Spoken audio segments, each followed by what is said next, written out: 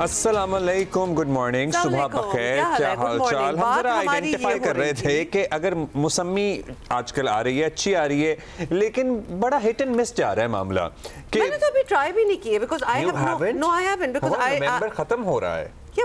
और मुझे इसके साथ ही इंस्पायरिंग मौसम भी खत्म हो जाएगा, उसके बाद कीनू शुरू हो जाएंगे। अब्दुल्ला, मुझे इतना इंस्पायरिंग नहीं लगा अभी तक। आप कहाँ से ले रहे हैं? जहाँ से भी ले रहे हैं मेरे लिए भी ले लें। मैं ले रहा हूँ, लेकिन मैं आपको ये कह रहा था कि हिट एंड मिस चल रहा है कि बाज तो रसीली अच्छी होती है, मीठी होती है, बाज बिल्कुल ही फोकी फोकी से निकलती हैं। Exactly, that is the reason I am not liking. जब तक मुझे कोई बता नहीं देगा ना कि अब बड़ा फोकी is yes not juicy and it has more fluff in it and less juice in it.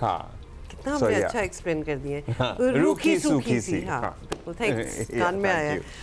Everybody is suffering because of it. अच्छा जी। Anyway, so that is what we were talking about. और बहुत सारे अहम मामलात हैं जिस पे ज़ाहिर है हम शुरू करेंगे। हाँ, मतलब आगे बढ़ जाते हैं, अब मौसमियों के सीजन से आगे बढ़ जाते हैं और बहुत सारे अहम मामलात हैं जिस पे हमने तफसीली बातचीत करनी है। और बताना आपको यह है कि खैबर पख्तूनख्वा में जारी दहशतगर्दी की कार्रवाइयाँ और खारिजियों के बढ़ते हमले सिर्फ सूबे के लिए नहीं, पूरे मुल्क के लिए, रियासत के लिए, अमन व अमान के लिए संगीन खतरा बने हुए हैं। और वफाकी और सूबाई हुकूमतों को सियासी इख्तलाफात को एक तरफ रखते हुए इस नासूर का हर सूरत खात्मा करना है, मुकाबला करना है। और इनफैक्ट ज़्यादा तशवीशनाक बात यह है कि दहशतगर्दी की ये लानत कबायली इलाकों तक महदूद नहीं रही और खैबर पख्तूनख्वा के दारुल हुकूमत पेशावर से लेकर मुल्क के दारुल हुकूमत इस्लामाबाद तक आ पहुंची है। And of course we have the example of yesterday as well. और इसी महीने इस्लामाबाद कचहरी के बाहर खुदकुश हमला हुआ और उसमें भी जानी नुकसान हुआ। और कल दहशतगर्दों ने पेशावर में फेडरल कॉन्स्टेबलरी हेडक्वार्टर्स को निशाना बनाने की कोशिश भी की और एक खुदकुश हमलावर पैदल FC हेडक्वार्टर्स के गेट तक पहुंचा। ये पूरा CCTV footage, in fact you can see it right now as well. और ख़ुद को उसने धमाके से उड़ा दिया और 3 एहलकार मौके पर शहीद हो गए। 7 शहरियों समेत 10 अफराद ज़ख्मी भी हुए। 2 हमलावर साइड गेट से FC हेडक्वार्टर्स में दाखिल हुए, जिन्हें मरकजी गेट के अंदर कुछ फासले पर ही हलाक कर दिया गया। ये सब कुछ कल हुआ। धमाका एक्चुअली उस वक्त हुआ जब हेडक्वार्टर्स में परेड जारी थी। मारे गए तीनों हमलावर अफगान शहरी थे। वाक़े का मुकदमा थाना CTD में दर्ज किया गया है। वज़ीर आला खैबर पख्तूनख्वा समेत PTI के दीगर ओहदेदार वाक़े की मजम्मत कर रहे हैं। सुनिए क्या कहा। आज का वाक़या इंतहाई अफसोसनाक है, इसकी जितनी भी मजम्मत की जाए कम है। और दहशतगर्दों का पहले भी जो है यही इरादा था कि खैबर ख्वा का पाकिस्तान का अमन ख़राब किया जाए और अभी भी वही इरादा है, इससे इधर उधर कुछ है ही नहीं। तो इंशाअल्लाह ताला जो हमारा अमन ख़राब करेंगे, जो पाकिस्तान का अमन ख़राब करेंगे, वो हमारे और पाकिस्तान के दुश्मन है और हम किसी को ऐसा नहीं होने देंगे। और यहाँ पर जो हमारे शहदा हैं, अल्लाह ताला उनके दर्जात बुलंद फरमाए। जो हमारे ज़ख्मी हैं, अल्लाह ताला उनको जल्द सेहतयाब फरमाए। और इंशाअल्लाह ताला ये हमारे ये इरादे और हमारे हौसले पस्त नहीं कर सकते। हम इंशाअल्लाह ताला इनका मुकाबला करते रहेंगे। ये आपने सुन लिया। और कल वज़ीर आला सुहेल आफरीदी ने शहीद FC एहलकारों की नमाज जनाजा में भी शिरकत की। अमन व अमान के क़याम के लिए सुहेल आफरीदी ने चंद दिन पहले जिरगा भी किया था और ऑल पार्टीज़ कॉन्फ्रेंस भी बुलाई थी। जब 2014 में आर्मी पब्लिक स्कूल पर हमले के बाद तमाम तर सियासी इख्तलाफात को एक तरफ रख कर पूरी कौम दहशतगर्दों के खात्मे के लिए एक हो गई थी, तो ये काम आज क्यों नहीं हो सकता? मतलब ये बहुत बड़ा सवाल है। वज़ीर आला खैबर पख्तूनख्वा सुहेल आफरीदी की बानी PTI से मुलाकात का मामला भी सियासी लिहाज से अहम होगा, लेकिन रियासत से आगे बढ़कर तो कोई चीज़ नहीं है। वफाकी हुकूमत और सूबाई हुकूमत को कम अज़ कम दहशतगर्दी के मसले पर एक दूसरे को एतमाद में लेकर ऐसी मौसर पॉलिसी अब बनी तो हुई है पॉलिसी, उस पर अमल दरामद कर लेना चाहिए। मुफाहमत की राह कोई निकाल लेनी चाहिए कि इस लानत का हम सब मिलकर मुकाबला कर सकें। और एक पॉलिटिकल नैरेटिव अगेंस्ट टेररिज्म भी बहुत इंपॉर्टेंट होता है। जब एक आवाज़ हो ना कोई कौम, तो जाहिर है उसमें दरारें नहीं पड़ती, फिर उसमें दुश्मन फ़ायदा नहीं उठाता। हाँ, और उसमें ये अटैक करने से पहले भी कुछ बार सोचेंगे। तो ये दरारें अगर नजर आ रही होंगी, कुछ इख्तलाफात नजर आ रहे होंगे, तो फिर उसको एक्सप्लॉइट करता है दुश्मन और वो कर रहा है। मुल्क की तहफ़्फ़ुज़ की जंग ज़ाती और सियासी अना और इन सारे मामलात से बहुत ऊपर है। और जाहिर है हम नहीं चाहते कि हम कहीं भी कमज़ोर पड़ें और हम सबको मजबूत दीवार, आहिनी दीवार जिसे कहते हैं ना, सीसा प्लाई दीवार बनकर इस नासूर का मुकाबला करना है। तो व्हाट इज़ द प्लान? ये बहुत बड़ा सवाल है। शफीउल्लाह जान साहब हमारे साथ हैं, मामून खुसूसी वज़ीर आला खैबर पख्तूनख्वा है। बहुत शुक्रिया। होंगे हमारे साथ होंगे। ओके, थोड़ी देर में हमें ज्वाइन करेंगे। अच्छा, अभी ये सारी बातें तो हमने सीनियर करनी है। सहाफ़ी तज्ज़ियाकार हैं मुश्ताक यूसुफ़ज़ई साहब, उनसे ज़रा बात करते हैं, सूरत हाल समझने की कोशिश करते हैं। मुश्ताक साहब, ज़ाहिर है सालसियों के वफ़द के आने का भी इंतज़ार किया जा रहा था, वो तो अभी तक नहीं आया। खैबर पख्तूनख्वा के मुख्तलिफ़ इलाकों में काफ़ी अरसे से दहशतगर्द मुतहर्रिक हैं, लेकिन अब पेशावर के अंदर इस तरह मेन बाज़ार, मेन मकाम पर धमाका होना, खुदकुश हमले होना, कितनी तशवीश की बात है हम सब के लिए, और सूरत हाल कितनी तशवीशनाक हो सकती है इसके बाद? मेरे ख्याल में ये लोग जो है मिलिटेंट ग्रुप्स, ये पहले पेशावर के आसपास के इलाकों में देखे गए हैं और उनकी एक्टिविटीज़ भी हो रही है। उन्होंने हमला करके दिखाया है कि हाँ, हम पेशावर पहुंच चुके हैं।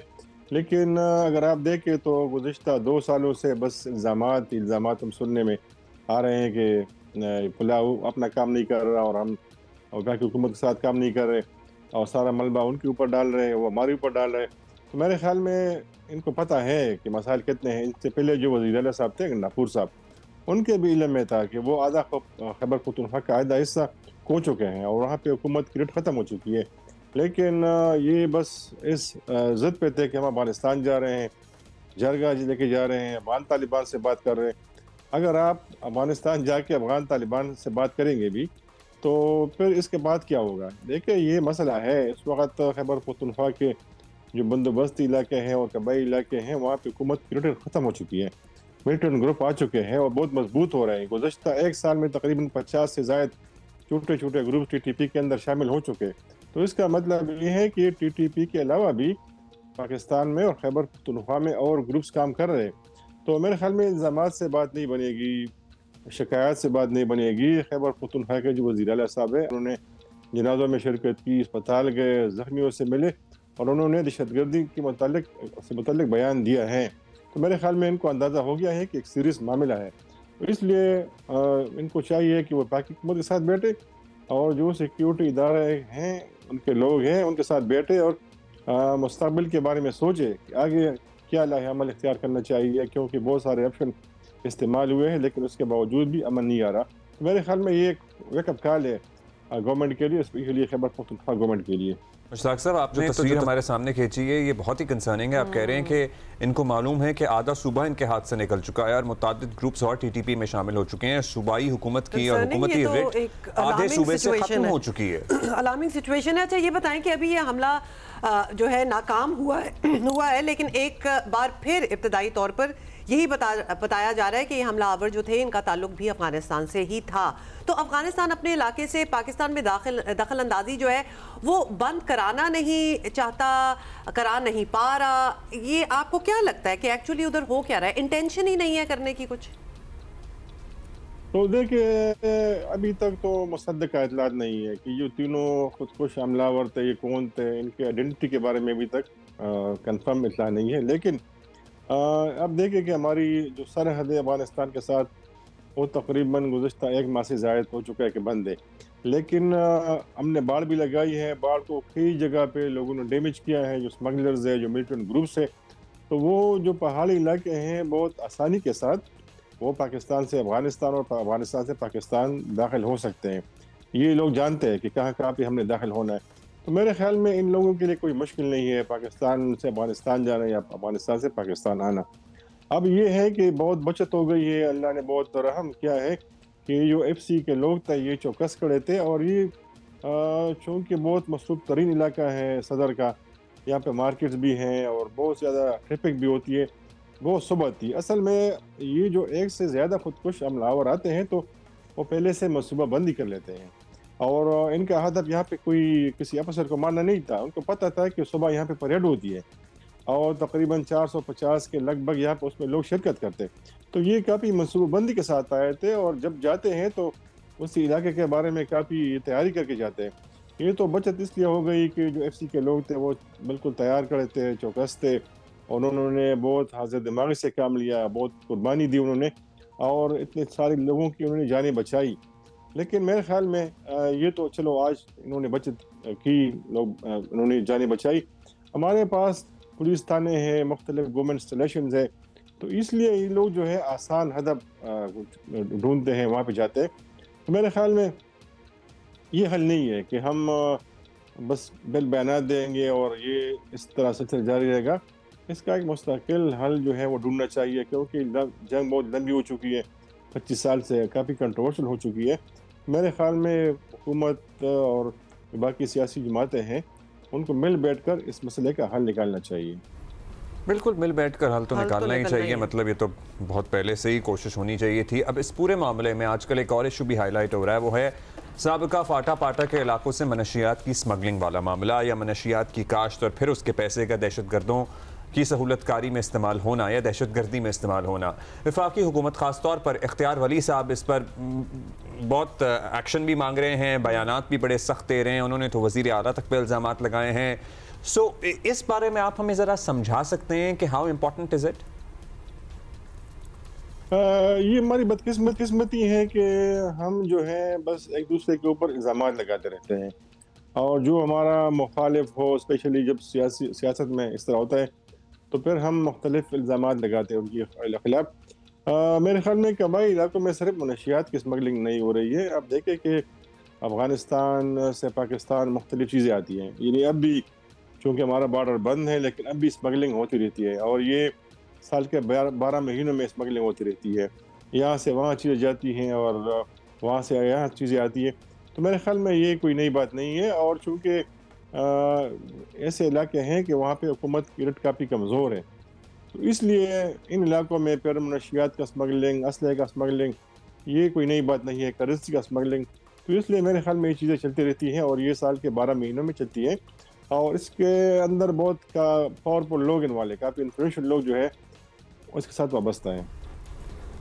बहुत शुक्रिया मुश्ताक यूसुफजई साहब, सीनियर सहाफ़ी हमारे साथ थे। और डेफिनेटली बड़ी ही कंसर्निंग सिचुएशन है, और कुछ अरसे से बिल्डअप ये हो रही है, अब कुछ ज़्यादा होना स्टार्ट हो गई है। So it needs to be, मतलब कितनी बार डायलॉग हो चुका है अफ़गानिस्तान के साथ, जो रिजीम है उधर, उनके साथ कितनी बार it seems like even they are not in control. मतलब इतने डिफरेंट फैक्शंस, कभी कभार हमें ये लगता है अफगानिस्तान में कि ये भी नहीं पता कि एक्चुअली कंट्रोल कौन कर रहा है। They are not in their hands. और आपको पता है सालिसी भी पड़े हैं बीच में, कितने राउंड गुज़श्ता तो मुसलसल 2 राउंड नाकाम ही हुए हैं। मतलब दोहा से स्टार्ट हुए, तुर्की गए, काफी तुर्की में 2 राउंड थे, और उसके बाद अब यही था कि तुर्की का एक वक्त पाकिस्तान आएगा। अब लेट्स सी वो कब आता है और इन वाक़यात के बाद क्या डेवलपमेंट होती है। ज़ाहिर है मामला तो अहम हैं, लेकिन इसमें सबसे अहम पता है क्या है, जब हमारी सफ़ों में इत्तेहाद नहीं होगा ना, तो दुश्मन उसका फ़ायदा उठाता है, और दुश्मन उसका फ़ायदा उठा रहा है। It is clearly evident. अब हमें मुश्ताक यूसुफजई साहब जब ये बताते हैं, हाँ, मतलब जब वो ये बताते हैं कि किस तरह दुश्मन ऑलरेडी इन्फिल्ट्रेट कर चुका है, और खैबर पख्तूनख्वा के मुतअद्दिद इलाके ऐसे हैं जहाँ पर लिटरली रियासत, हुकूमत और सब वहाँ की आबादी, मकामी आबादी यरगमाल है दहशतगर्दों के हाथों, और वो कंट्रोल संभाले हुए हैं, और हम नहीं कुछ कर पा रहे हैं। वो इसलिए है क्योंकि हम अपनी सफ़ों में इत्तेहाद नहीं कायम कर रहे, और हम एक आवाज़ होकर, यकजान होकर नहीं इनका मुकाबला कर रहे, और इनको अपने इलाकों से बेदखल नहीं कर रहे। But that needs to reverse. मतलब ये सब कुछ पॉइंट आउट करने का मकसद ही ये है कि that really needs to change now. हम we try to get in touch with मावन खुसूसी वज़ीर आला, लेकिन उनसे रब्ता हमारा हो नहीं पा रहा है, ताकि हम हुकूमती मौक़िफ़ भी लेते हैं। लेकिन now we are calling him, तो अगर आप हमें सुन रहे हैं तो please take our call so we can have a conversation with you। हाँ, और ज़ाहिर है सूबाई हुकूमत का क्या प्लान है, we are interested in finding out that, तो उस पे उनसे हमने बात करनी थी। इन द मीन टाइम हम आपको भी बताते रहे हैं, और obviously you know better than us के मुल्क में अब ज़रा सर्दी जो है वो ठीक ठाक किस्म की हो चुकी है, और बर्फबारी हो रही है, ये हम ज़रा पता करते हैं। रफ़ीउल्लाह अफरीदी ने हमें ज्वाइन किया है, और नुमाइंदा जियो न्यूज़ है अस्तोर से हमें ज्वाइन कर रहे हैं। रामा मेडोज के बारे में बता रहे हैं। ओके, मैं इस वक्त मौजूद हूँ सतह समंदर से तकरीबन 10,000 फीट की बुलंदी पे नंगा पर्वत के दामन रामा मेडोज, जो कि गिलगित बल्तिस्तान का इंतहाई खूबसूरत तरीन सियाती मकाम है। यहाँ पर इस साल जो है गर्मियों में यहाँ पे क्लाइमेट चेंज की वजह से, मौसमियाती तब्दीली की वजह से जो सैलाबी सूरत हाल का सामना रहा, जिससे गर्मियों में सियासत से वाबस्ता जो इंडस्ट्रीज़ थी, यहाँ पे लोग थे, होटल इंडस्ट्रीज़ और दीगर जो ट्रांसपोर्टर हजरात हैं या कारोबारी हजरात, उनको शदीद नुकसान का सामना रहा। यहाँ पे जो ज़िला अस्तोर है गिलगित बाल्टिस्तान का सबसे खूबसूरत तरीन ज़िला है। ये सरमाई सियाहत को लेके भी इंतहाई यहाँ पे पोटेंशियल है।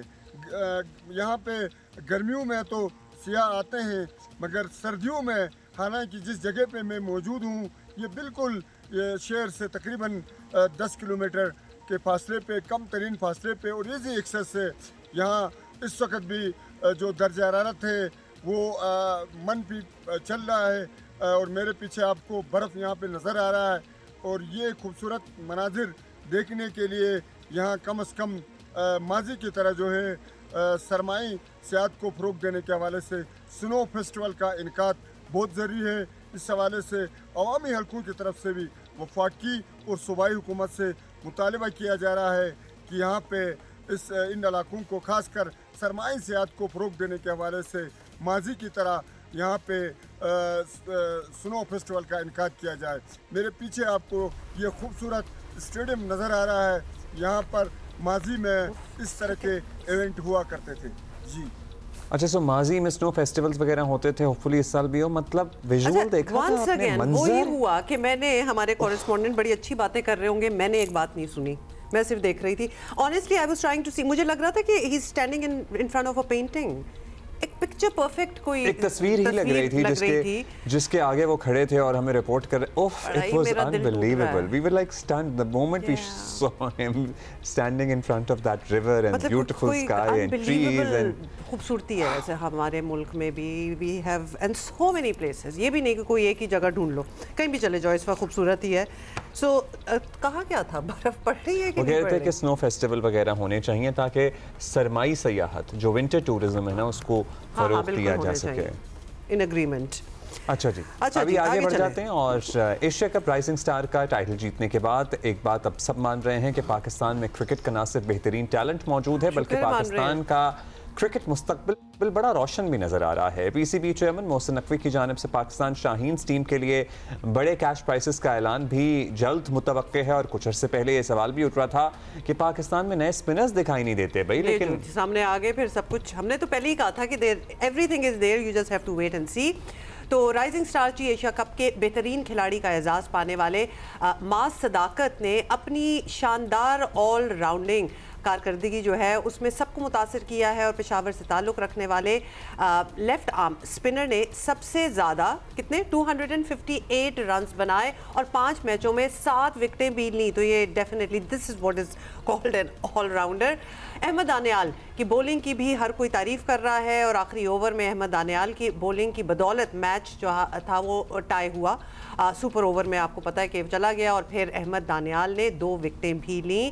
और इसके अलावा वो दीगर खिलाड़ियों की परफॉर्मेंस जो है वो बता रही है कि पाकिस्तान में अल्हम्दुलिल्लाह क्रिकेट का बेपनाह टैलेंट मौजूद है। कभी कभार हम फ्रस्ट्रेट हो जाते हैं you know through our national team और हमें लगता है कि और लोगों को ट्राई करना चाहिए, बोर्ड की भी यही कोशिश होनी चाहिए कि टैलेंट हमारा ज़ाया ना हो। और पाकिस्तान के बारे में कहा जाता है कि हमारा निज़ाम ऐसा है कि अच्छा टैलेंट एट टाइम ज़ाया हो जाता है, लेकिन बाज़ औक़ात तो सियासत की नज़र भी हो जाता है। ये ज़रा हमें मद्देनज़र रखना है। अहमद शहजाद भाई हमारे साथ मौजूद हैं, टेस्ट क्रिकेटर हैं। बहुत शुक्रिया अहमद भाई। अहमद भाई, हम शाहीन्स की परफॉर्मेंस की बात कर रहे थे। We really can't get over their performance and they being a champion.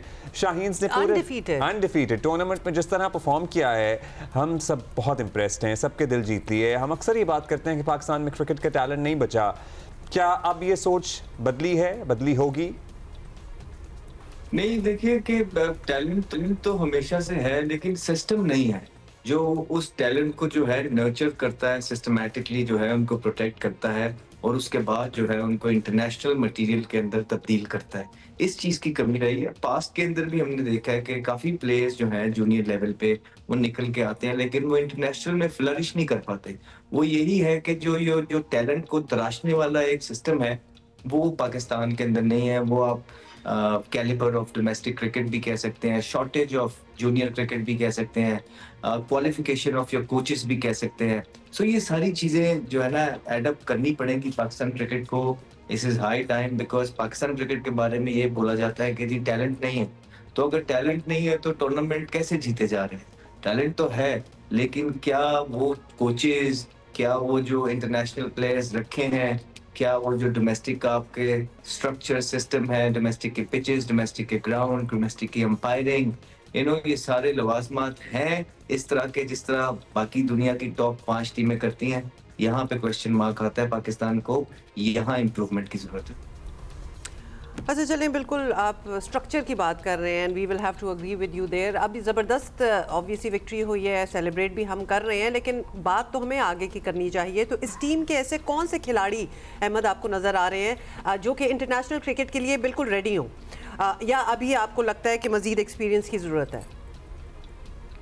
दुनिया भर के अंदर ऐसा होता है कि जब आप जूनियर खेलते हैं, या हमारे साथ भी ऐसा हो, उसके बाद आप दोबारा से डोमेस्टिक क्रिकेट के अंदर जाते हैं। जूनियर्स की बायलैटरल सीरीज होती हैं, जिस तरह भी ये एशिया कप खेल के आए हैं, तो आइडियल ये होगा कि पाकिस्तान क्रिकेट बोर्ड इनके बायलैटरल सीरीज करवाएं, वहां पे इनको ज्यादा से ज्यादा एक्सपोजर दें। लेकिन मसला ये है कि हमारी जो शाहीन के टूर हैं वो भी नहीं होते। वो एक डार्विन जो है वो एक क्लब है, ऑस्ट्रेलिया में टीम वहां भेज दी जाती है और दुनिया को बताया जाता है टीम ऑस्ट्रेलिया चली गई है, लेकिन ऐसे कोई कंपेटिटिव क्रिकेट वहां पे होती नहीं है। तो इसकी शॉर्टेज है, इसको रिवाइव करना है।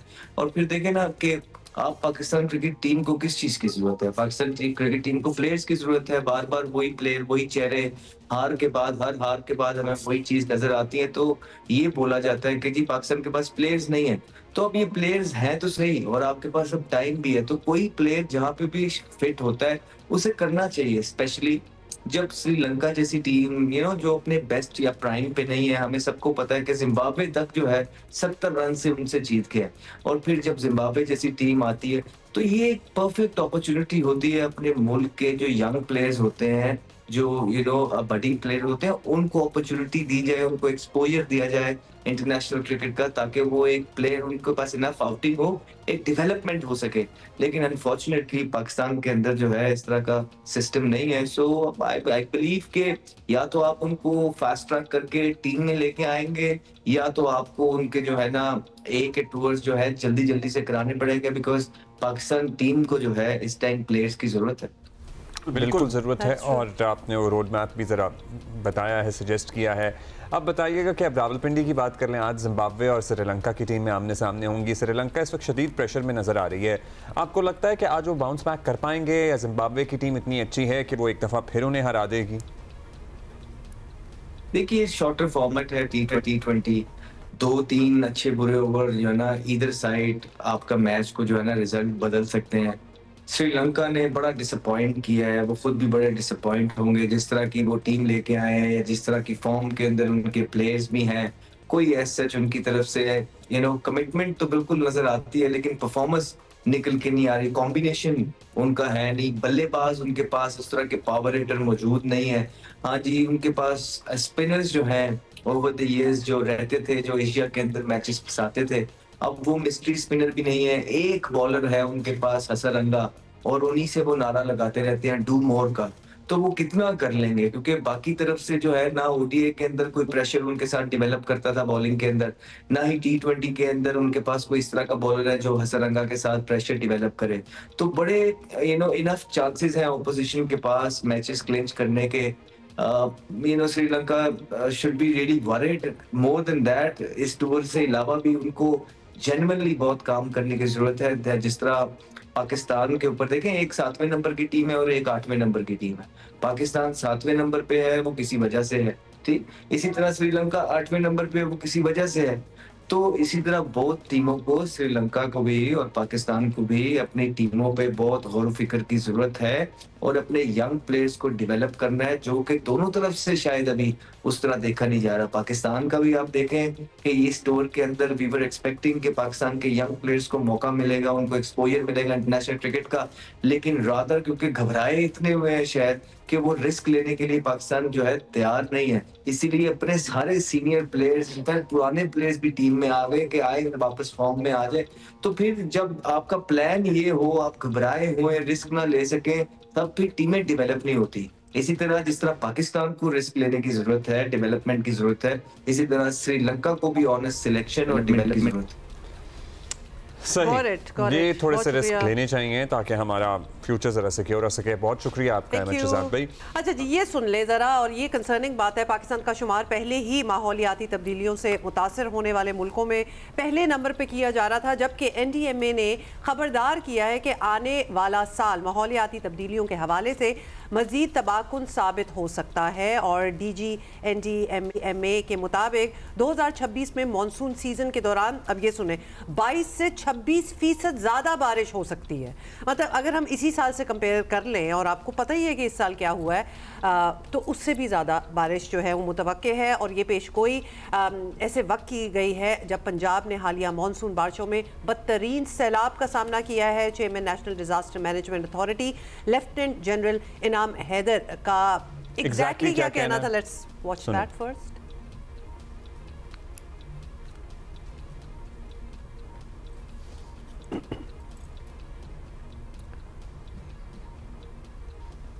अच्छा, आगे चलते हैं, बाद में सुना देंगे आपको। इस पे बात भी कर लेते हैं। अच्छा, इस पे ज़रा बात करते हैं। और फायज़ हमारे साथ मौजूद हैं, एक्सपर्ट NDMA। बहुत शुक्रिया आपने वक्त दिया। बताइएगा कि NDMA की जानिब से अब ये बताया गया है कि अगले बरस का मानसून 26% ज़्यादा बारिशें लाएगा। ये तो बड़ी तबाही हो सकती है, क्योंकि अभी हम लिटरली अभी तक रिकवर कर रहे हैं जो मौजूदा सैलाब आए थे पंजाब में उनसे, और अगले साल अगर मज़ीद बारिश होगी, मज़ीद सैलाब होंगे, तो कैसे हम रिकवर करेंगे और हमारी मईशत कैसे रिकवर करेगी? जी बहुत शुक्रिया। जी इस तरह से जिस तरह 2025 का जो मानसून था उसमें हमने 22% जो मानसून था अबव नॉर्मल जो है वो यहाँ पे फेस किया है। इसी तरह जो NEOC की टेक टीम है उसके जो डिफरेंट एनालिसिस हैं और क्लाइमेट प्रोजेक्शन है उसकी बेसिस पे हम अगले साल जो है 2026 के मानसून में 25 to 26% जो है अबव नॉर्मल मानसून जो है एक्सपेक्ट कर रहे हैं, जो इससे ज़्यादा खतरनाक हो सकता है। और उसके लिए हमने अभी से ही जो डिफरेंट एडवाइजरीज हैं, गाइडलाइंस हैं, डिफरेंट लाइन डिपार्टमेंट से शेयर कर दी, और उसको हम कंटिन्यूसली अपडेट भी करेंगे ताकि हम मानसून की जो एक्यूरेसी है उसको ज़्यादा भी अपडेट कर सकें। अच्छा, एक तरफ हम ये भी देख रहे हैं फायजा, ये बताइएगा कि बारिशें, मानसून वगैरह, और दूसरी जानिब हमें खुश साली का भी धड़का जो है वो हमेशा लगा रहता है। This goes side by side, hand in hand. मौजूदा साल में भी खतरा जाहिर किया गया था, तो क्या अगले बरस भी ऐसे हालात आप देख रही हैं कि कुछ बन सकता है इस तरह? जी ऐसा ही है। पाकिस्तान के जो क्लाइमेट जोनेशन है वो कुछ ऐसी ही है, और हम आने वाले सालों में भी एक्सपेक्ट कर सकते हैं कि कहीं पे शदीद बारिशें होंगी और कहीं पे बिल्कुल जो है ड्राई जो फेस होगा वो है। जिस तरह से पाकिस्तान के कुछ इलाके जैसे वेस्टर्न बलोचिस्तान और सिंध, वो कुछ इलाके ऐसे हैं जहाँ पे हमारे पास ज़्यादा बारिशें नहीं होती, लेकिन वहाँ पे भी एक्सट्रीम ड्राउट कंडीशंस हमारे पास नहीं होंगी, बट हम कह सकते हैं कि मेट्रोलॉजिकल ड्राउट होगा, जिसका मतलब ये है कि कुछ वक्त के लिए वहाँ पे बारिशें जो हैं बिल्कुल नहीं होंगी। लेकिन जबकि कुछ इलाके जिस तरह पोटोआर रीजन हो गया, नदरन पार्ट्स हो गए, नॉर्थ ईस्टर्न पार्ट्स हो गए, वहाँ पे बारिशों की जो शिद्दत है उसमें इजाफा होता जाएगा। अच्छा, आपने क्या सजेस्ट किया? आपने कहा अभी से आपने एडवाइजरी दे दी है, सजेशंस दी हैं। माहौलियाती तब्दीली से निमटने के लिए दुनिया भी बहुत कुछ कर रही है। हम अभी स्मॉग से निमट रहे हैं, मतलब बारिशों के बाद तो हम सिर्फ यही करते हैं कि रिहैब करते हैं, तामीर नौ करते हैं। इस बार भी लाहौर और इस्लामाबाद के सर तक सैलाब आया, हाउसिंग सोसाइटीज़ ज़ेरे आब आईं। क्या इसके बाद हम एक्सपेक्ट करें कि NDMA की एडवाइजरी पर दरियाओं, नालों, नदी नालों, बरसाती नालों के रास्ते क्लियर हो जाएंगे, सोसाइटियाँ जो तामीरात हैं वो कम कर देंगी, ख़त्म कर देंगी उन मकामात से? What should we expect? देखिए, जो NUC की टेक टीम है वो मानसून आने से पहले भी एक प्री मानसून जो रिपोर्ट है वो निकालती है। उसमें इस तरह के जो अर्बन एरियाज हैं लाइक इस्लामाबाद, लाहौर या और एरियाज हैं, वहाँ पे हम वो एरियाज जो है मार्क कर देते हैं जो नदी नालों से करीब होते हैं कि यहाँ पे अगर तूफानी आएगी तो ये मोस्ट वल्नरेबल एरियाज हैं। तो अगर उन जो रिपोर्ट्स हैं उनको फॉलो किया जाए इंतजामिया के थ्रू तो हम इन नुकसान से बच सकते हैं। और ना जस्ट प्री मानसून की रिपोर्ट में हम ये बताते हैं बल्कि मानसून गुजरने के बाद NDMA पोस्ट मानसून रिपोर्ट पे भी काम करता है, जिसमें हम गैप एनालिसिस करते हैं कि क्या क्या एरियाज वल्नरेबल रहे हैं, वहाँ से कौन से नदी नाले गुजर रहे थे, उसकी प्रॉपर मॉडलिंग करते हैं और उसको फिर हम आने वाले जो मानसून होता है उसमें रिकमेंड करते हैं कि फर्दर ये एरियाज और वल्नरेबल हो सकते हैं ताकि वहाँ पे जो नुकसान है वो कम से कम जो है हम आने वाले वक्तों में देख सकें। अच्छा, ये भी बताइएगा क्योंकि अभी COP30 में ये तय पाया गया है कि कुछ ना कुछ तो करना ही पड़ेगा और ख़ास तौर पे पेट्रोल और डीजल से चलने वाली जो गाड़ियां हैं उनको आहिस्ता आहिस्ता करके ख़त्म किया जाए। पाकिस्तान में तो हम एक उल्टा हिसाब इसलिए देख रहे हैं कि इलेक्ट्रिक गाड़ियां बहुत महंगी हैं, कोई इंसेंटिव जो है वो उस तरह जो कि हम मिडल ईस्टर्न कंट्रीज़ में भी देखते हैं, वो चाहते हैं कि उनकी इलेक्ट्रिक पे सारी गाड़ियाँ जाएँ, तो फिर वो चार्जिंग जो है वो फ़िलहाल मुफ्त दे रहे हैं। इस किस्म के इक़दाम हमें उठाने पड़ेंगे। आपको लगता है कि हम उस तरफ जा रहे हैं, वो इतने स्टार्ट मेजर्स लेने को हम तैयार हैं? जी देखें, जो NUC की टेक टीम है वहाँ पे हम डिफरेंट एयर क्वालिटी जो है उस पर भी काम करते हैं। तो हम पाकिस्तान के डिफरेंट कार्बन एमिशंस को देख रहे होते हैं कि पाकिस्तान डिफरेंट सेटेलाइट की बेसिस पे, तो हमारे पास जो अर्बन एरियाज़ हैं लाइक लाहौर हो गया, फैसलाबाद, गुजरांवाला, ये वो एरियाज़ हैं जहाँ पे हमारे ट्रैफिक भी ज़्यादा है, इंडस्ट्रियलाइजेशन भी ज़्यादा है, तो डेफिनेटली वहाँ पे हमारी कार्बन एमिशंस भी ज़्यादा है। तो हम गवर्नमेंट को रिकमेंड करते हैं कि यहाँ पे ज़्यादा से ज़्यादा पब्लिक ट्रांसपोर्ट यूज़ की जाए, या फिर यहाँ पे हम पेट्रोल के थ्रू जो है इलेक्ट्रिक जो व्हीकल है उस पर जा सकते हैं, बट अगेन इट्स कॉस्टली। तो हम यही कहते हैं कि पब्लिक ट्रांसपोर्ट यूज़ किया जाए और यहाँ पे कुछ इंतजाम लिए जाए। अच्छा फायजा साहिबा, एक खबर जाहिर है जो it is making a headline globally. Ethiopia में 12,000 साल बाद एक खामोश वोल्केनो था, ये फटा है, जिससे राख निकल रही है, धुआं निकल रहा है, जिसमें ओमान भी है, भारत भी है, पाकिस्तान, और इसका ये बताया जा रहा है कि इसका जो धुआं और राख है ये 45,000 फुट तक जा रहा है। सो अगर 45,000 फुट तक जा रहा है, हमारी डोमेस्टिक फ़्लाइटें उड़ती हैं 30 से 35,000 पे, इंटरनेशनल 40 से 45, और ये एविएशन इंडस्ट्री बड़ी इस वक्त अलर्ट है।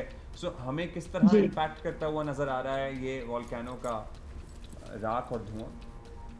डेफिनेटली ये जो है ब्रीच कर रहा है हमारी एटमॉस्फेरिक जो हमारे लेयर्स हैं उनको, और वहाँ पे ये एयर क्वालिटी देखें, अगर हमारे पास सरफेशियल लेवल पे होती है तो इससे बचाव या इसे ओवरकम करना इजी होता है, लेकिन जब ये हमारे ऊपर अपर लेवल पे जाएगी तो डेफिनेटली हमारी एटमॉस्फेयर को डिस्टर्ब करेगी, और इसके जो हम डिफरेंट साइड इफेक्ट्स देख सकते हैं एनवायरनमेंट के लिए भी और दूसरे क्लाइमेट के लिए भी। बहुत शुक्रिया। This is concerning. बहुत शुक्रिया फायजा गौस साहिबा, एक्सपर्ट में हमारे साथ थी। अच्छा, ये जो राख होती है ना वोल्केनो की, ये खासतौर पे जो जहाज उड़ रहे होते हैं उनके इंजन्स को बहुत बुरी तरह मुतासर कर सकती है। सो दिस आग लग सकती है, या ऑफ कोर्स, मतलब दिस इज क्वाइट कंसर्निंग। और जो वोल्केनो कब से मतलब एक डोरमेंट ही बैठा हुआ है, वो एकदम से 12,000, इमेजिन 12,000 ईयर्स। सो इथियोपिया में हुआ क्या, आपको जरा तफसील बताते हैं। खामोश आतिशफशां था, ये फट गया। आतिशफशां से निकल रही है इस वक्त राख, धुआं, जो यमन, ओमान, भारत, पाकिस्तान तक पहुंच रहा है। महकमा मौसमियात ने पहली बार किसी आतिशफशां की राख से मुताल्लिक है, this is the first time in the history of Pakistan. You know these are not our problems, we have other problems, लेकिन इस बारे में हमने पहले कभी नहीं सुना होगा। पहली एडवाइजरी हमारी। तर्जुमान के मुताबिक आतिशफशां की राख जो है वो गवादर के जनूब में 60 नॉटिकल माइल्स पर देखी गई है, और राख जो है वो 45,000 फुट की बुलंदी पर थी। जिस तरह अब्दुल्ला पहले भी बता रहे थे कि पाकिस्तान के अंदरून मुल्क परवाजें जो हैं वो 34-36 हज़ार फुट की बुलंदी पर होती हैं। इंटरनेशनल परवाज़ों के जहाज़ जो होते हैं वो 40 से 45 हज़ार फुट की बुलंदी पर होते हैं, and this can affect it all. So let's see कि क्या होता है। सो इंजन मुतासर हो सकते हैं, इसलिए बड़ा कॉशियसली ऑपरेट कर रही हैं। We are going to find out कि ये 12,000 साल बाद इसको हुआ क्या कि ये वोल्केनो फट पड़ा है। कैसे जागा है, कैसे जागा, ये भी कुछ क्लाइमेट ऑब्वियसली इश्यूज ही होंगे। So we will talk about that and we'll ask, because हम खुद क्यूरियस हैं और हम सोच सकते हैं कि आप भी सोच रहे होंगे कि क्या है। कोई एक्सपर्ट लें और जरा उनसे मालूम करें कि how does this phenomena work and unfolds. हम सोए हुए आतिशफशां की बात कर रहे थे जो अचानक जागा है। अचानक क्या, 12,000 साल बाद जागा है। अब नॉट सो अचानक, और अचानक ये हम एक्सपर्ट से जानने की कोशिश करेंगे, लेकिन इसकी राख, इसका धुआं गवादर के अक़ब में भी देखा जा रहा है 45,000 फुट के ऊपर फ्लोट कर रहा है। कराची पे क्या असर पड़ेगा, नहीं पड़ेगा, हमारी international and domestic flight operation क्या इसकी जद में आ सकता है, ये भी हम मालूम करने की कोशिश करेंगे। अंजुम नज़ीर जैगम साहब हमारे साथ मौजूद हैं। अंजुम साहब, पाकिस्तान आ गए, नहीं आए? अच्छा, बस हमें वो ज्वाइन कर ही रहे हैं। We are very concerned obviously. एक तो इतनी पुरानी चीज़ एकदम फट के बाहर आ गई और फिर पूरे खित्ते को जो है वो इफेक्ट भी कर रही है। How much is it going to effect us? हमें क्या एक्सपेक्ट करना चाहिए, हम क्या कर सकते हैं अपने आप को यू नो परहैप्स? मैं जरा आपको पता है कल रात सॉर्ट ऑफ अर्ली मॉर्निंग सुबह 5:30-6 बजे से इसके बारे में इंट्रीग्ड हूं। जब मुझे पता लगा तो बस ये बता दो कि ये 12,000 साल जो चीज़ सो रही थी उसको झांकने की क्या जरूरत थी? What happened, what triggered it for it to you know explode, or it did explode actually. it exploded? मतलब it erupted. हाँ, erupted is the right. हाँ. मतलब जो हम कह रहे हैं, कहने का मतलब है कि अब ऐसा क्या हुआ. वी डू रियलाइज कि ऑब्वियसली दुनिया में क्लाइमेटिक चेंजेस तो हो ही रहे हैं और बहुत अजीबोगरीब चीज़ें हो रही हैं जो पहले नहीं होती थी. Perhaps this could be one of that as well. But हमारा सवाल ये है कि हम अपने आप को किस तरह सेफगार्ड कर सकते हैं. First time in the history of Pakistan हमारी एक वॉल्केनिक वेदर या क्लाइमेट एडवाइजरी जारी हुई है. It is the first time ever in Pakistan. तो फिर तो मैं और भी ज़्यादा इंट्रीग हूँ कि जब जो चीज़ फर्स्ट टाइम हो रही हो तो उसके लिए क्या एडवाइजरी दी होगी, क्या करें हम. ज़्यादातर तो मुतासिर होने का चक्कर जो है वो परवाज़ों के लिए होगा, जो फ़्लाइट्स हैं, और होगा भी कि नहीं होगा. अच्छा, आपको पता है कि कराची टू गवादर भी फ़्लाइट्स होती हैं, फिर आगे ओमान की भी फ़्लाइट्स हैं. सो ओमान को ऑलरेडी ये इम्पैक्ट कर रहा है. फिर गवादर के अकब में इसका धुआं देखा गया है. फिर दीगर जो खित्ते के ममालिक हैं, हुआ ये इथियोपिया में है, उस पर क्या असर पड़ेगा, ये हम एक बर्ड्स आई व्यू भी आपको दिखा रहे हैं. हमारे साथ हैं अंजुम नज़ीर साहब. पहले तो ये थोड़ा सा हम ओके, अभी उन्होंने हमें ज्वाइन कर लिया है. तो आपसे हम ये पूछना चाहते हैं अंजुम साहब कि नंबर वन, ये 12,000 साल बाद क्या हुआ होगा कि ये जो है फट पड़ा है ये सारा फिनोमेना, हमें समझाइए. और फिर हम जरा अपने हवाले से पूछेंगे कि हमें क्या करना चाहिए. अंजुम साहब, आवाज आ रही है आपको?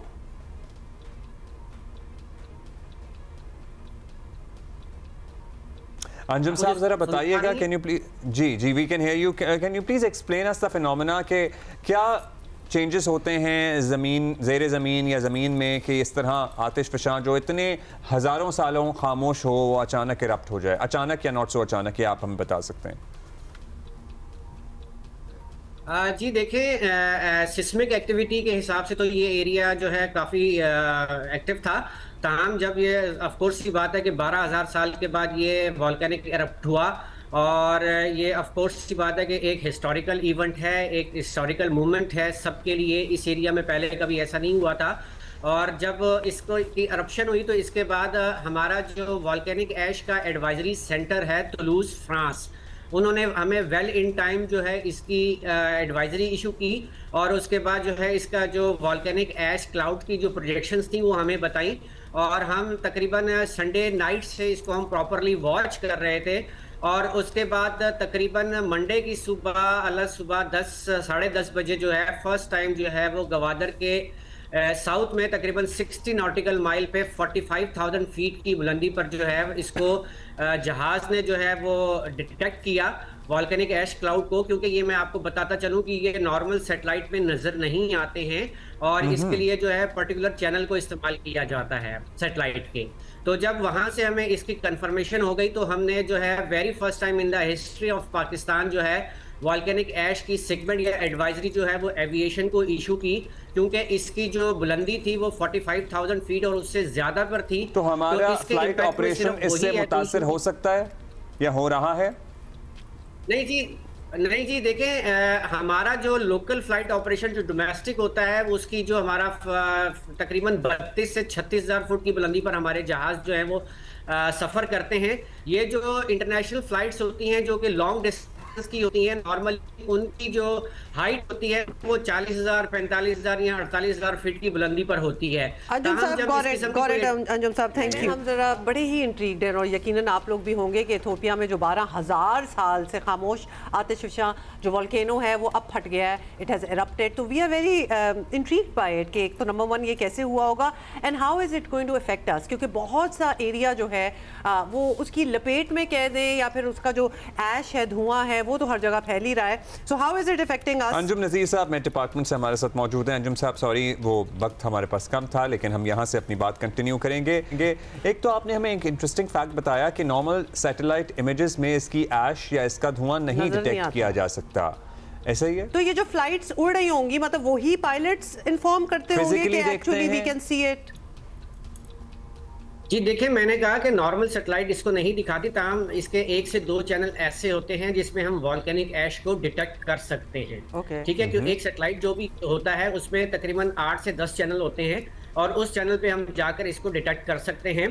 दूसरे नंबर पे बात ये कि जो जहाज़ आपका इन फ्लाइट होता है जो उसके पास आगे अपनी फ्रंट पे जो है तकरीबन काफ़ी आगे तक का उसको वेदर नज़र आ रहा होता है. और नॉर्मली जब इस किस्म का कोई फिनोमेना होता है, जैसे वॉल्केनिक ऐश के क्लाउड्स हो गए, या इसके बाद अगर हम बात करते हैं जो टर्बुलेंस आती है, तो वो क्लियर एयर टर्बुलेंस जो होती है वो भी जो है थ्रू ATC जो है मेट को इन्फॉर्म कर देते हैं, और मेट डिपार्टमेंट जो है फिर उसके हिसाब से एविएशन के लिए जो भी एडवाइजरी वार्निंग होता है उसको इशू कर देता है। ऑल राइट, सो आप बता रहे थे कि अभी हमारा डोमेस्टिक फ़्लाइट ऑपरेशन, चाहे वो कराची से गवादर जा रहे हों या फिर ओमान की तरफ हमारी इंटरनेशनल फ़्लाइटें हों, क्योंकि ओमान भी इससे मुतासिर है, भारत भी है, यमन भी है, हमारे रास्तों में हमारी जो यहाँ से फ़्लाइटें उड़ रही हैं उसके रास्ते क्लियर हैं क्या? जी बिल्कुल, यहाँ पे मैं क्लियर करता चलूँ, ये सिचुएशन कल तक के लिए थी। आज सुबह से जो है ओमान हो, यमन हो या पाकिस्तान का एरिया हो, ये सब क्लियर हो चुका हुआ है। इस वक्त जो इसके असरात हैं वो इंडिया में मौजूद हैं, यानी कि इंडियन राजस्थान से लेकर नॉर्थ ईस्टर्न इंडिया तक जो है इसका फैलाव नज़र आ रहा है, और पीछे से जो एरिया है वो तकरीबन क्लियर हो चुका हुआ है। अच्छा, मतलब आम लोग, हम चले वो भी हो गया, आपने बता दिया कि किधर ज़्यादा इसका इम्पैक्ट है या नहीं। हमारी ऑलरेडी इतनी पोल्यूशन है, हम अगर पाकिस्तान की बात करें, और ये एक चैलेंज है, हम उससे निपटने के लिए स्ट्रगल कर रहे हैं, क्या इस ऐश की वजह से कोई कंट्रीब्यूशन हो सकती है फ़िज़ाई आलूदगी में?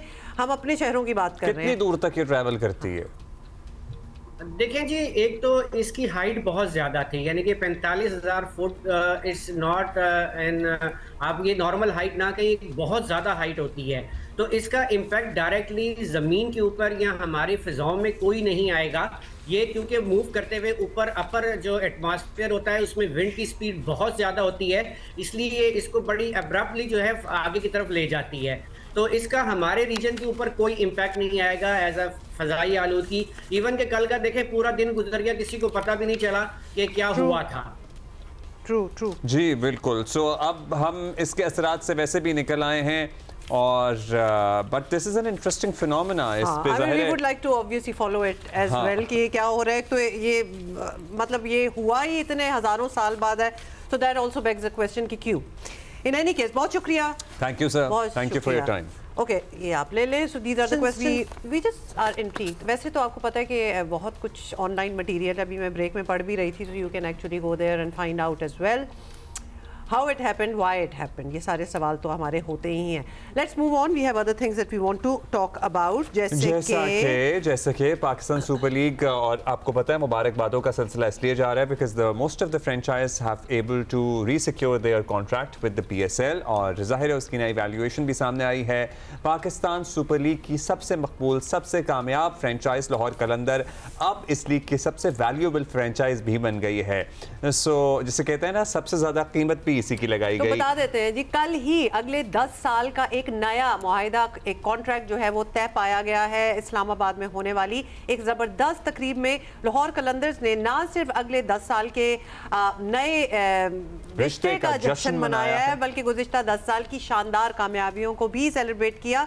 और यहाँ लाहौर कलंदर्स की मैनेजमेंट, PSL के चीफ तो ऑब्वियसली ये सारे तो मौजूद थे ही, शाहीन आफरीदी समेत पाकिस्तान नेशनल टीम के खिलाड़ी, मेहमान जिम्बाब्वे और श्रीलंका के खिलाड़ी भी मौजूद थे। So it was a big affair actually. Pakistan super league में राउंड ये काम करने वाली इस फ्रेंचाइज ने इस्लामाबाद में भी एक हाई परफॉर्मेंस सेंटर बनाने का ऐलान किया। आपको पता है लाहौर का हाई परफॉर्मेंस सेंटर तो ज़बरदस्त काम कर रहा है, लिटरली कौम की खिदमत में ऐसे कहता हूँ जो किया जा रहा है काम। अब उम्मीद रखनी चाहिए कि शाहीन, हारिस रऊफ, अहमद दानियाल जैसा टैलेंट और भी लाहौर कलंदर हमें ढूंढ के देगी, और हमने ये सारी जिम्मेदारी बड़े अरसे से, बड़े सालों से लाहौर कलंदर पे डाली हुई है, और वो भी खुशी खुशी इसे लेने के लिए तैयार बैठे होते हैं। हाँ। लगता है कि वो लिटरली इसी काम के लिए सारे जो है वो इकट्ठे हुए थे, और बड़े अप्स एंड डाउन्स जो हैं वो लाहौर कलंदर ने since the inception, you everybody remembers the first couple of years, because we have also been a part of their journey since day one. तो हमें तो हम पहले इनके लिटरली इनके पहले मैच से लेकर और इनके आखिरी जो मैच हुआ है उस वक्त तक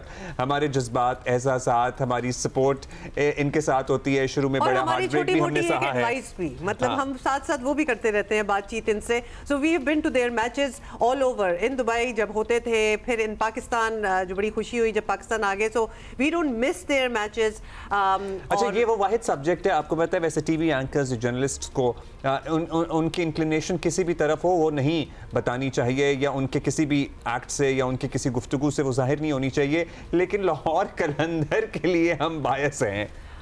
हैं और आप भी हैं। मतलब उन्होंने वो शुरू से ही कुछ ऐसा जो उनका ऑरा था, उनकी परफॉर्मेंसेस थी, the way they were off the field as well, जो उनके कंट्रीब्यूशन है, जो उनके काम है, तो आप बिल्कुल वो इग्नोर नहीं कर सकते और इनफैक्ट आप इंस्पायर ही होते हैं। और फिर जो नाम इन्होंने ला के दिए, जो आप हारिस, शाहीन, ये सारे जो नाम है, मतलब ये भी तो फिर इन्होंने ही and the relationship with their fans. हम ज़ाहिर है पिछले सीजन में भी गए थे और इनका हमें लाहौर में ही एक्चुअली लाहौर कलंदर का मैच देखने का जो इत्तेफाक हुआ था, मुल्तान के साथ वो मैच था, इफ यू रिमेंबर। मतलब the crowd support that Lahore Qalandar and their mascot gets, मतलब वो एक उनकी अपनी साइन लैंग्वेज है। क्राउड में पता है कि इनके मैस्कॉट ने जब जाना है और वो एक एक्शन करना है तो क्राउड ने किस तरह रिस्पॉन्ड करना है। क्राउड बहुत अच्छी तरह, they know how to deal with that as well. उनको you know, बड़ी अच्छी तरह आता interact है। and build a relationship and इसी तरह छवि के साथ रिलेशनशिप बिल्ड किया है, चाहे वो पीसीबी के साथ हो या पीएसएल के साथ हो, और आवाम के साथ हो, और कौम के साथ हो।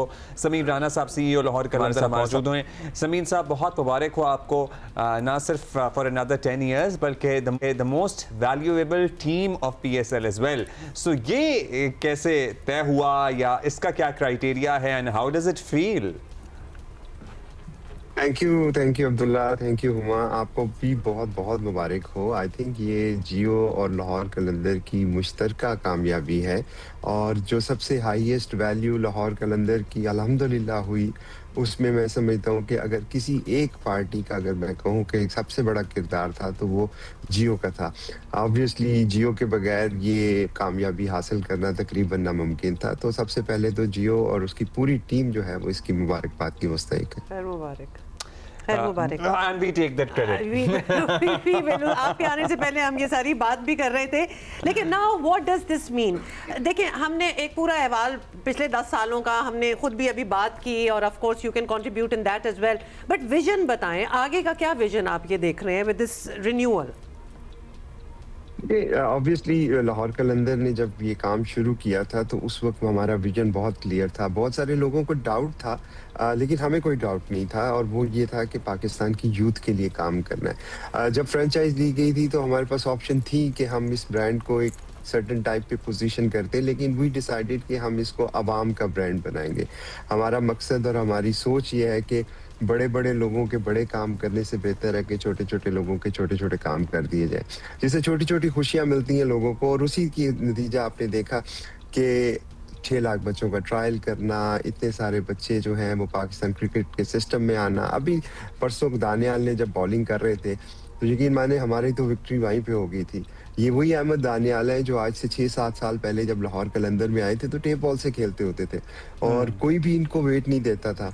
7 साल की मेहनत, दानियाल की अपनी मेहनत, बट लाहौर कलंदर का प्लेटफॉर्म। मुझे याद है जब मैंने उनको बिग बैश में उनका कॉन्ट्रैक्ट करवाया था या T10 में करवाया था तो उनके फादर की ख्वाहिश थी, लेकिन उन्होंने खुद भी कभी नहीं सोचा था। सारा क्रेडिट वैसे उनको जाता है, प्लेयर्स को, लेकिन मैं आपको ये बता रहा हूँ कि इस तरह की पाकिस्तान को हीरोज देना, इसी तरह के बच्चे पाकिस्तान के लिए आगे कामयाबियों के झंडे गाड़ना, ये लाहौर कलंदर का पहले भी मकसद था और अब भी मकसद। अब जिम्मेदारी हमारी बढ़ गई है। ज़मीन साहब, ये बड़ा मुश्किल है। वैसे हम बाकी फ्रेंचाइजेस देखते हैं या किसी का नाम लिए बगैर, मतलब पीएसएल के सीज़न में ज़रा हमें एक्टिव नज़र आते हैं और जैसे सीज़न ख़त्म फिर दोबारा दरवाज़ा बंद, अलमारी बंद और कहानी अगले सीज़न तक मुलतवी।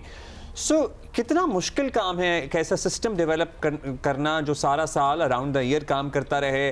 और फिर हम इससे पहले बात कर रहे थे, आपका जो आवाम से ताल्लुक़ और रिश्ता है ना, वो लिटरली लाहौर कलंदर के स्टेडियम में क्राउड को देख के ही अंदाजा हो जाता है कि लिटरली आपका मैस्कॉट किसी इंक्लोजर में चला जाए तो लोगों को पता होता है कि उन्होंने इसने क्या एक्शन करना है, आगे से क्या एक्शन आना है। So this connection is very special and it's rare as well. जी बिल्कुल, thank you. First of all तो हमें अल्लाह का शुक्र अदा करता हूँ कि ये इतनी कामयाबी मिली और जो लोगों में मकबूलियत और पजीर आई है। आपने बात की विजन की, देखिए लाहौर कलंदर का विजन जो है वो ये है कि हम एक 35 या 40 दिन के टूर्नामेंट का ब्रांड नहीं है। हमारा ये फुल टाइम काम है। हमने क्रिकेट को लेवरेज टूल के तौर पे यूज़ नहीं किया कि हम अपने बाकी बिजनेसेस को बढ़ाएं। हमने क्रिकेट इटसेल्फ को एक बिजनेस बनाने की कोशिश की। शायद यही फ़र्क है जिसकी वजह से ये ब्रांड जो है आज जिस मुकाम पे खड़ा है, क्योंकि हमारे लिए ये फ्रेंचाइज और ये क्रिकेट जो है ये एक हमारा फुल टाइम जॉब है, हमारी फुल टाइम बिजनेस है। जी समीन साहब, ये जो आप जब फुल टाइम जॉब कहते हैं, you can obviously continue your thought, लेकिन ये फुल टाइम जॉब जो हम जिससे इंस्पायर्ड हैं वो ऑफ फील्ड भी है। मतलब पूरा पाकिस्तान आप लोगों ने फिरा है, आपने टैलेंट शोज ऑर्गेनाइज किए हैं, उसमें से टैलेंट ढूंढा है, ये भी आपके एक विजन का हिस्सा है कि जी PSL जब हो रहा होता है 1 महीना तो दैट्स अनदर स्टोरी, तैयारी भी हम कर लेंगे, लेकिन आपकी खोज जो है that is very far sighted. आप कुछ और देख रहे हैं जो परहैप्स हर किसी को, हर फ्रेंचाइज ओनर को वो चीज़ नजर नहीं आती। What drives you for that? इसकी थोड़ी सी इमोशनल और पर्सनल रीजन भी है। जब आप अगर नाम देखें जो हमने रखा था कलंदर्स, तो वो किसी वजह से रखा था, और वो काफ़ी दफ़ा ये स्टोरी बता भी चुके हैं कि वो हमारी लेट मदर के नाम पे रखा गया था। तो हमारी ख्वाहिश ये है और कोशिश ये है कि हम जो भी अच्छे काम करें उनका सिला उनकी ज़ात को पहुँचे, और ये एक ऑब्वियसली पर्सनल ऑब्जेक्टिव है। बट इसके अलावा जब आप काम करते हैं आम आवाम के लिए, आम लोगों के लिए, यकीन माने हुमायूं अब्दुल्ला, जो खुशी आपको उन लोगों को देख के मिलती है, उनकी तरक्की देख के मिलती है, वो ट्रॉफी से नहीं मिलती।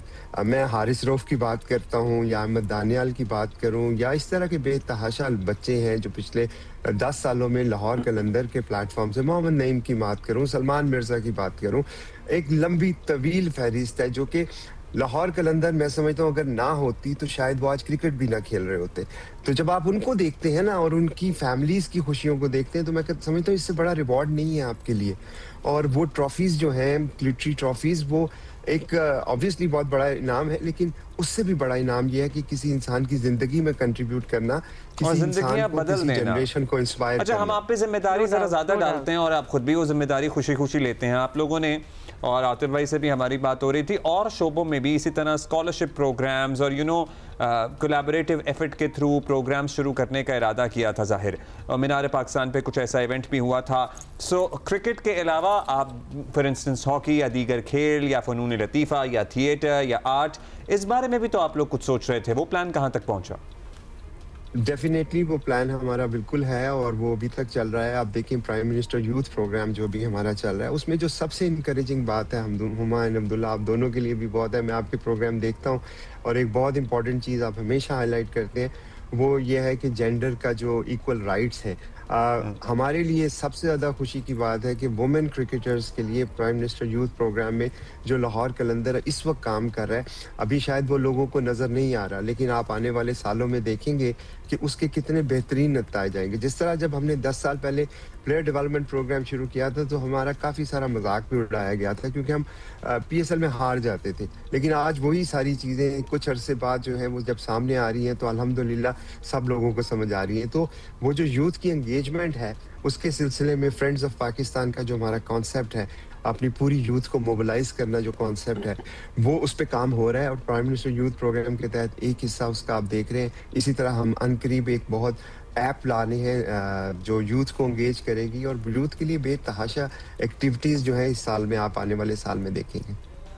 और ये जो कीन व्यूअर्स ऑफ जियो पाकिस्तान समीन साहब वुड अग्री कि जब जब हमने एक रियल टैलेंट अपने शो पे भी आते हुए देखा है तो सबसे पहले हमने आप लोगों को कॉल किया है और आप लोगों ने बड़ी अच्छी तरह अकोमोडेट भी किया है, बिकॉज यू ऑल्सो अब हम सारे एक दूसरे को जान गए हैं कि सही टैलेंट जो होगा, जेन्युइन ट्रू टैलेंट जो होगा वो आपके पास पहुंच जाए तो वो एक निखर जाता है। ये बता दीजिएगा कि ये हाई परफॉर्मेंस सेंटर्स की जो बात करें, ऑफ कोर्स लाहौर वाला तो हमें भी खुलेगा। जी बिल्कुल, उस हवाले से ही पूछना है आपसे।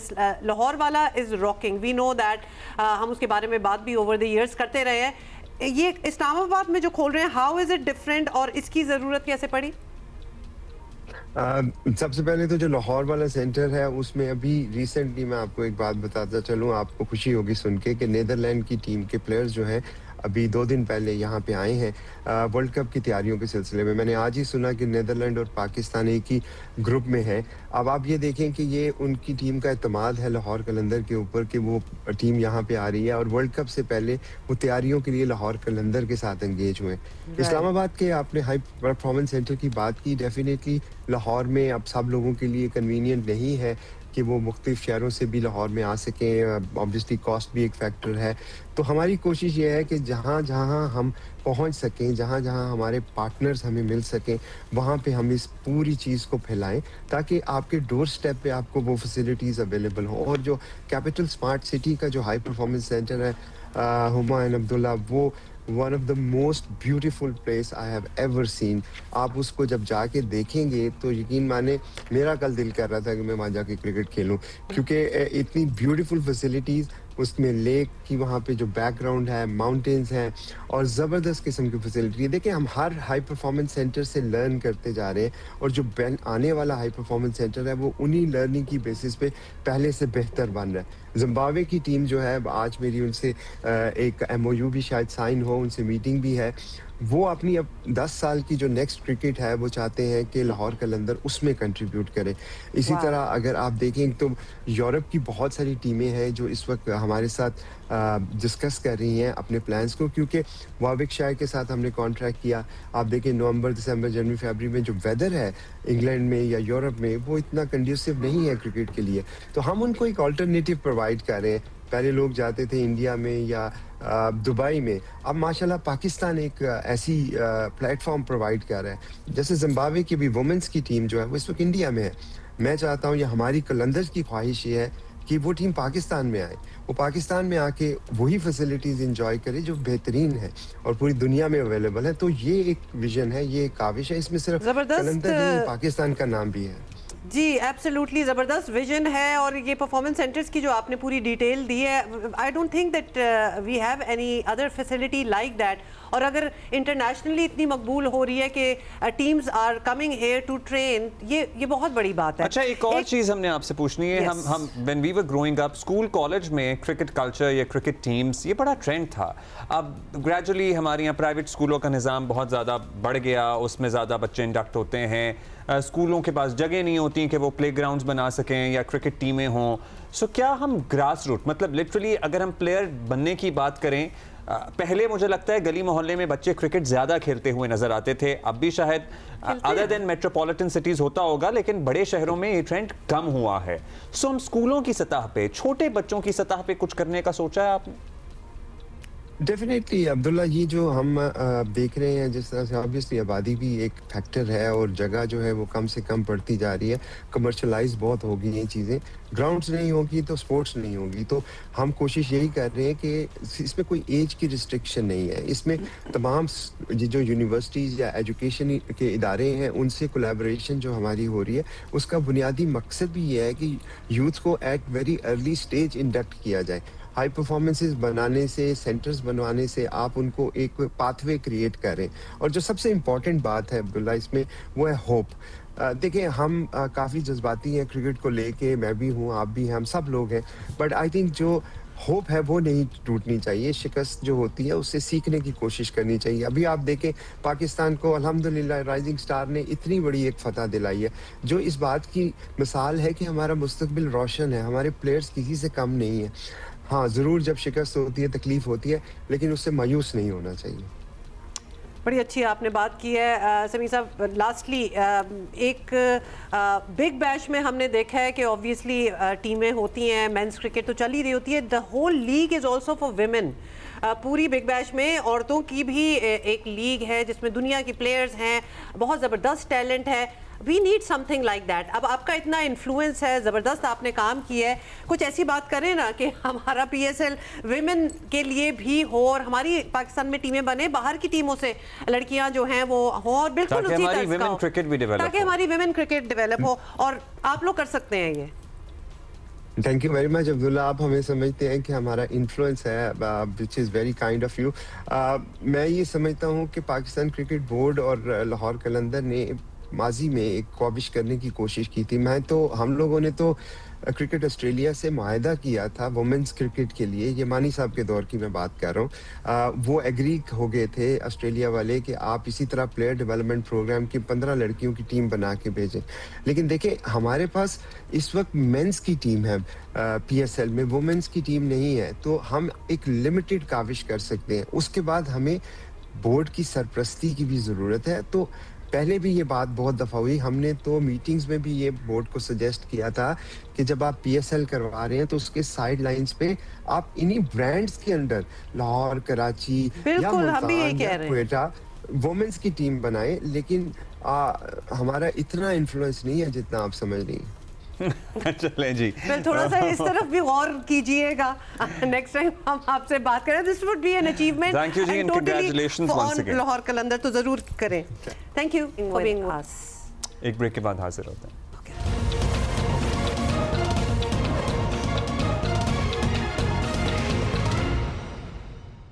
Welcome. Okay, there is a lot of happening in Pakistan. Actually, Karachi के मुख्तलिफ ग्राउंड्स पर आजकल एक ऐसा क्रिकेट इवेंट चल रहा है जो कि अपनी मिसाल आप है। वाकई जियो सुपर पर बराह रास्त नशर किए जाने वाले ओवर 40 वर्ल्ड T20 में दुनिया भर से टीमें और वेटरन खिलाड़ी जो हैं वो आए हुए हैं। So this is over 40।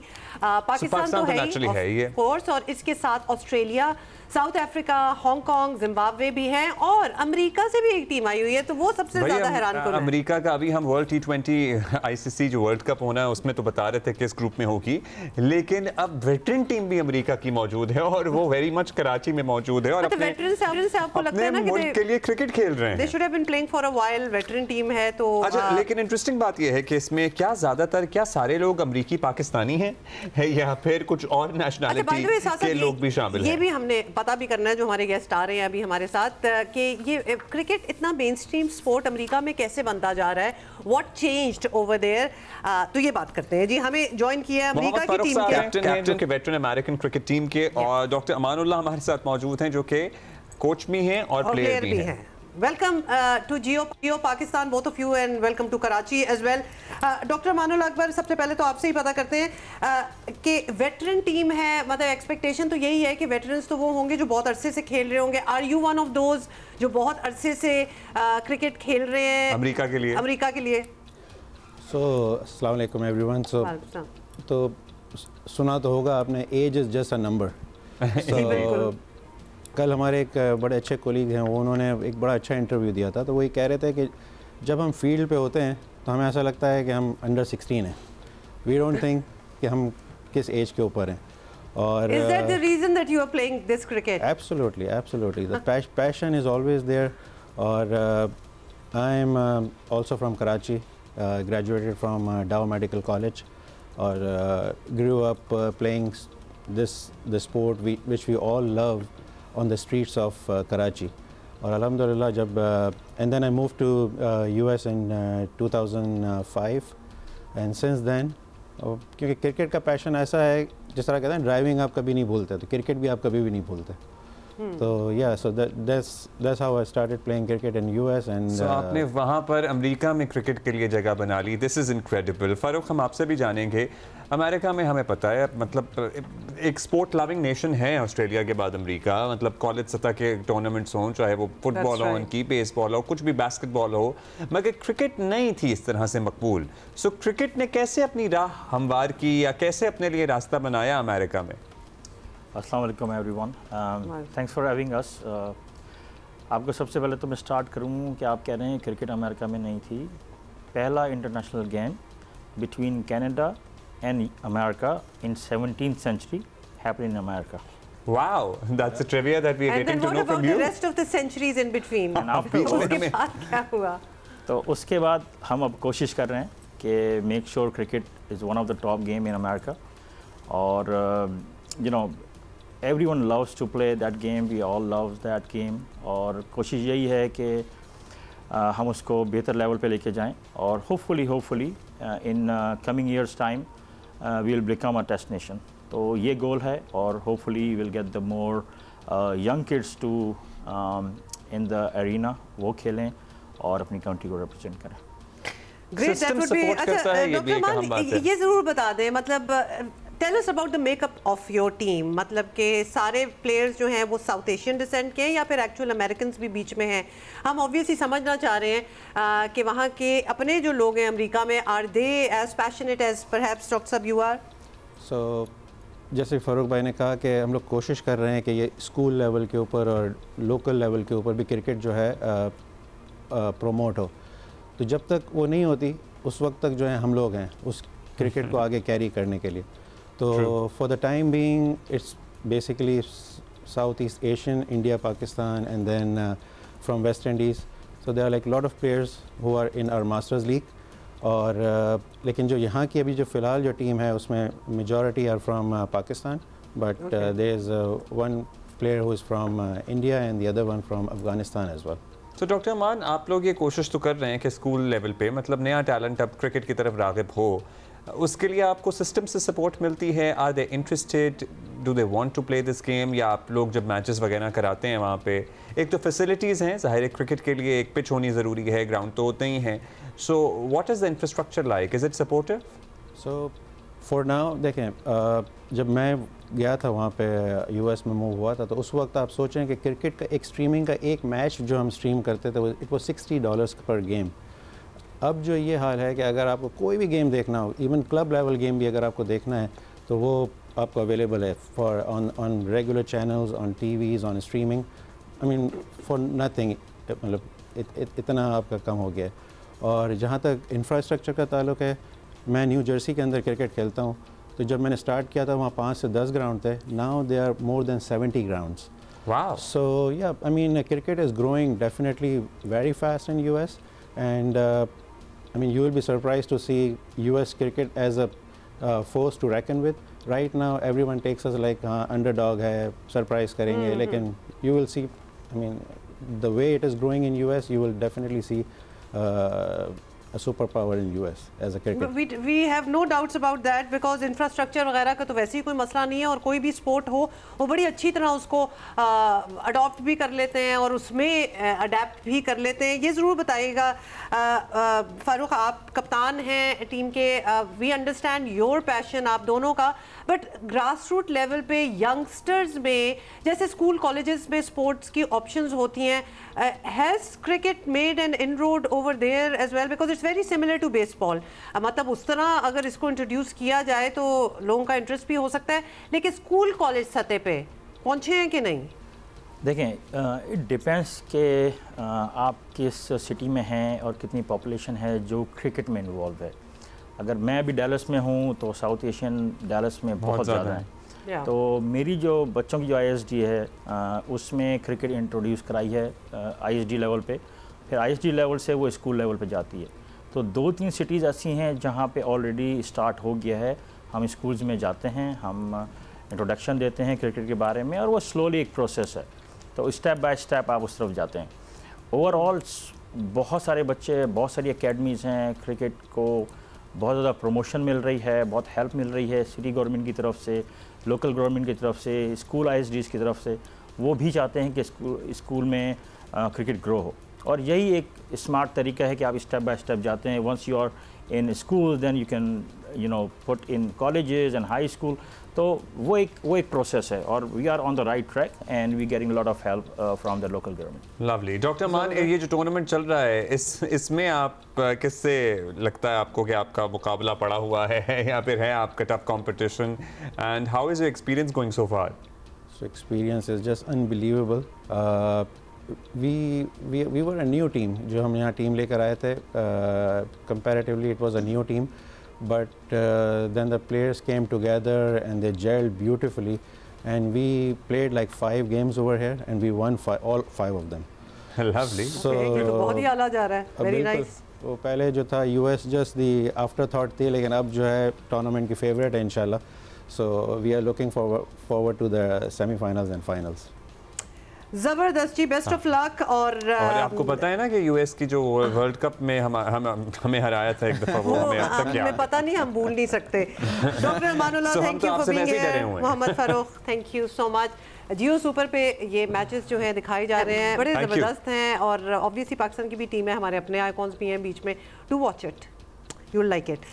National stadium में हो रहे हैं यहाँ कराची में। जी, आपको पता है आर्ट्स काउंसिल में वर्ल्ड कल्चर फेस्टिवल चल रहा है, और हम बहुत इंजॉय कर रहे हैं। मतलब हमारी तो देखिए, एक तो परफॉर्मेंसेस हो ही रही हैं, फिर हमारी मुलाकात होती है, और फिर जो हमें पता चलता है हमारे इतने कनेक्शंस बन रहे हैं। There is so many similarities with all the people who are coming to Pakistan, and we have a prominent member from the team Canada today in the studios. We have Nada Abu Saleh, जो कि फ़लस्तीन से ताल्लुक़ रखती हैं लेकिन Canada में रहती हैं। कनाडा से आई हैं, परफॉर्मर हैं और ज़बरदस्त किस्म का उनका एक स्टेज प्ले जो है वो वीकेंड पे हुआ भी, जिसके बारे में हम नादा से बात करेंगे। Welcome to Geo Pakistan, Nada, how are you? And welcome to Pakistan as well. This is your first time here. Yes.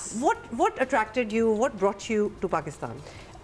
These shows that we are doing, Suitcase and Adrenaline. First, I will say it's lovely to be here. The country and the people are so kind and beautiful and very hospitable. And yeah, we brought these shows to the festival to share the stories with people. How did this all happen? As in, last year we remember we didn't have a team from Canada. Yeah. But now you're a team of 5 who have come and who you have performed. Yeah. So we had support from our friend here, Faryal, who really wanted us to bring these shows here, written by Ahmed Mirri, who also performed with me, directed by Majdi Boumatar, because she knew that these stories are really important, and she said that they need to be seen here in Pakistan. Nice. And I'm so glad that we brought it. It really resonated with a lot of people. So we are always curious, and we ask all our guests, when you bring something to Pakistan or perhaps any other country in the world, do you tweak it somewhat to appease those people who will be watching there, or they get it? They get it, yeah. We run it with subtitles, so the shows are performed in Arabic, but we project English subtitles, and actually the shows are quite physical, and there's quite a lot of physical comedy. So you get it anyway, what's going on? Yeah, a lot of the times, and actually sometimes people might get a different meaning out of what was intended, but it usually works. Yeah, exactly. I mean, that's the idea, actually. I've always been thinking, how do we deal with the subtitles in a theatre performance? Because we used to read subtitles on a TV screen or in cinema, but you know, there's a live performance going on and there are subtitles at the background, so maybe a projector will do wonders for that. So what is the story about that you performed, or probably you would be performing again? So the play is called Suitcase. It's about a married couple called Razan and Samir, who are fleeing their home. They're a Syrian couple, and there's some bombing, there's some intense situations, and all the audience knows is that they're leaving. It's a dark comedy and it's absurd. Throughout the show, you're not sure if they're alive or if they're dead, if they're on their way to Canada or maybe another safe country. And throughout the play, they're talking about all the things that they had to leave behind, what they couldn't take with them. And they reveal things about themselves to each other. When you perform these plays in front of the global audiences, particularly the Western audiences, what impact does it, make on them, or does it change their perspective or their way of thinking towards these issues? Change is a big word. I mean, even alter affect them somehow? Yes, people are very affected by these shows, especially because they don't always know what's happening in other parts of the world, what's happening in Syria, what's happening in Palestine, and they learn, and it gives a little bit of humanity, because even sometimes if they see something on the news, but then when they see on stage and there's real people in front of them telling these stories, they're very affected by it. And actually, when we performed the show on Sunday, somebody came to me afterwards and said, this makes me want to do more research about what's happening in Syria, and by extension, what's happening in Palestine. So Nada, what attracts you to a project? I mean, you are a part of this one, and the story is deep. It's dark comedy, but that's somehow perhaps a very good way to send out messages as well. But what attracts you personally? Yeah, I think the content of what is trying to be shared with the audience, so what the story is that's being told, if I think that there's value in it, and this story of Suitcase is very important, and it should be shared with as many people as possible. That's kind of on the story side of it, and also the way that the work is being created. So I really enjoy, both as an audience member and as a performer, physical theater, stuff that's more clown, doing a devised collaborative process. I'm very drawn to that. Very nice, Nada. Well, we are glad to hear that you had a good experience and you had good audience as well, and you are most welcome. Are you traveling somewhere with the play as well, within the country? Not with Suitcase, but Adrenaline is actually going to be performing in Lahore next week. Yes, Awesome. So you get to go to Lahore as well. Yes, we're very excited. And the weather is like really chilly. You like it. Better than Canada, though. Everything is very beautiful here. And enjoy yourself while you are here. Thank you so much. So that's it for today. और हम आपसे कल मिलेंगे, inshallah. Have a great day. See you. Bye.